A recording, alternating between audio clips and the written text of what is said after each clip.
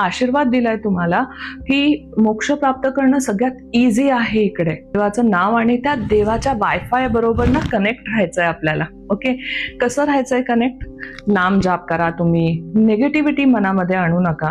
तुमच्या आतमधले दैवीय तत्व जेव्हा ऍक्टिव्ह असेल ना, तुम्ही कोणाचं चुकीचं किंवा वाईट करूच शकत नाही, होऊच शकत नाही तुमच्या हाताने, आणि तुमचं सुद्धा वाईट होऊ शकत नाही.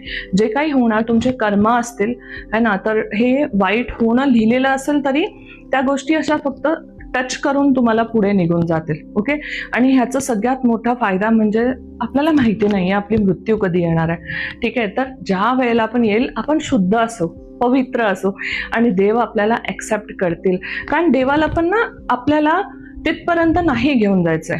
ओके, जे कलियुगचं चरम आहे, ज्या वेळेला विध्वंस होणार आहे, तिथपर्यंत नाही न्यायचंय सगळ्यांना. ठीक आहे, तर त्यामुळे बघा ना आता किती सोपं